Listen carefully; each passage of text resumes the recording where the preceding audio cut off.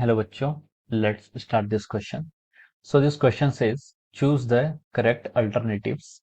A is acceleration due to gravity increases or decreases with increasing altitude. Okay, and part B says acceleration due to gravity increases or decreases with the increasing depth. Depth increase करने से क्या फर्क पड़ेगा?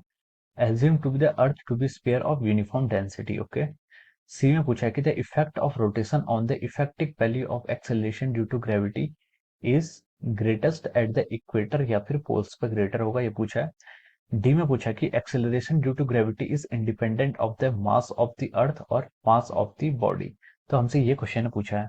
तो देखिए हमसे यहाँ पर एक्सेलरेशन ड्यू टू ग्रेविटी में वेरिएशन पूछा हुआ है बेसिकली। तो हम यहाँ से बोल सकते हैं कि जो इस क्वेश्चन का जो आपका की कॉन्सेप्ट है, इस क्वेश्चन का आपका की कॉन्सेप्ट क्या है? Acceleration due to gravity. इसको आप लिख लीजिए, acceleration due to gravity is the key concept of this problem. Acceleration due to gravity, इसको हम स्मॉल जी से डिनोट करते हैं। अब चलिए बच्चों इस क्वेश्चन को हम स्टार्ट करते हैं। तो देखिए क्वेश्चन का जो आपका ए पार्ट है, हम ए पार्ट से स्टार्ट करते हैं। ए पार्ट में उसने हमसे बोला है कि acceleration due to gravity increase होगी या फिर डिक्रीज होगी विद इंक्रीजिंग एल्टीट्यूड। तो देखिए जैसे जैसे हम अर्थ की सरफेस से ऊपर जाते हैं, मान लीजिए ये आपकी अर्थ है, इस सरफेस से हम ऊपर जाते हैं जिसकी रेडियस आपकी आर है। तो जैसे जैसे हम इससे ऊपर जाते हैं तो जो आपका वेरिएशन होता है जी डैश में, अब मान लीजिए वहां पर जो उसकी वैल्यू है वो जी डैश है विद इंक्रीजिंग एल्टीट्यूड, या तो G dash is equal to ji into 1 - 2h divide by R. ये आपका क्या होता है? फंक्शन होता है। एच का यहाँ पर आपकी हाइट है।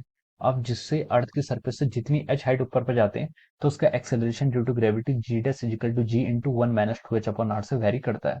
तो देखिए जैसे जैसे आप ऊपर जाएंगे, जैसे जैसे आपकी इंक्रीजिंग एल्टीट्यूड बोला है उसने, एल्टीट्यूड इंक्रीज करेगा मतलब आपका एच इंक्रीज करेगा, एच इंक्रीज करेगा तो 1 - 2h अपॉन आर ये क्या करेगा? डिक्रीज करेगा, क्योंकि आगे क्या है? 1 है। तो डिक्रीज करेगा तो आपकी जो जी डैश की वैल्यू है वो क्या होनी चाहिए? डिक्रीज होनी चाहिए। तो जो इसका सही आंसर होगा वो क्या होगा? इसका डिक्रीज। ठीक है, एल्टीट्यूड इंक्रीज कर रही तो एच इंक्रीज कर रहा है, लेकिन 1 - 2h अपॉन आर ये क्वांटिटी डिक्रीज कर रही है, जिसके कारण आपका जी डैश की वैल्यू भी क्या करेगी? आपकी डिक्रीज करेगी। अब देखिए, अब आइए अब सेकंड पार्ट, पार्ट बी में देखिए। पार्ट बी में उसने क्वेश्चन के पूछा है हमसे कि acceleration due to gravity increase करेगी डिक्रीज करेगी विद इंक्रीजिंग डेप्थ। ठीक है, और एज्यूम करना है कि अर्थ क्या है? स्फीयर है जिसकी डेंसिटी यूनिफॉर्म है। ठीक है, तो देखो जैसे जैसे हम डेप्थ का मतलब है कि जैसे जैसे हम अर्थ के सरफेस से अंदर को जाते हैं, कहीं को भी अंदर को जाते हैं और हम डी डेप्थ तक आ गए हैं, ये डेप्थ को हमने डी मान लिया, तो जो जी का वेरिएशन होता है वो आता है आपका G dash is equal to ji into 1 - D upon R. D के आपकी डेप्थ है। ठीक है, तो देखिए जैसे जैसे आप बोल रहा था क्वेश्चन में कि एक्चुअल जी की वैल्यू पर क्या इफेक्ट पड़ेगा? Increasing decreasing with increasing depth. जैसे आपकी डेप्थ बढ़ेगी तो जैसे ही आपकी डेप्थ बढ़ेगी तो डी बढ़ेगा, डी बाई आर आपका बढ़ेगा, माइनस डी बाई आर आपका घटेगा, और 1 - डी बाई आर आपका क्या हो जाएगा? घटेगा। तो आपको जो आपका जी डैश की वैल्यू है वो भी क्या करेगी? यहाँ पर भी क्या करेगी? डिक्रीज करेगी। ठीक है, कैसे डिक्रीज करेगी? आपका डी बढ़ेगा तो आपका 1 - डी बाई आर क्या करेगा? डिक्रीज करेगा, जिसके कारण आपकी जी डैश की वैल्यू भी आपकी डिक्रीज करेगी। अब आइए अब पार्ट सी में। पार्ट सी में देखिए उसने हमसे पूछा है कि the effect of rotation the effect of rotation on the effective value of acceleration due to gravity is greatest at the equator and pole. तो देखिए जो आपका जी डैश होता है, जी डैश की वैल्यू जी होती है। ठीक है, पोल्स पे तो आपका कोई इफेक्ट होता है नहीं, पोल पर तो आपका सेम रहता है।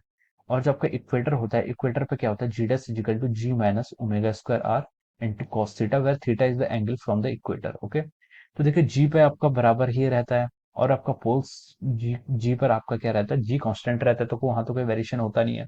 इक्वेटर पर आपका काफी वेरिएशन होता है। G dash equal to G minus omega square R cos theta. Equator पर आपकी कॉस थीटा की वैल्यू जीरो हो जाएगी, तो ये आ जाएगा आपका G minus omega square R. ठीक है, तो देखिए अब हम अब यहाँ से बोल सकते हैं कि रोटेशन का जो इफेक्ट हो रहा है पोल्स पे तो बिल्कुल नहीं हो रहा है, और कहाँ पर हो रहा है? आपका इक्वेटर पर हो रहा है।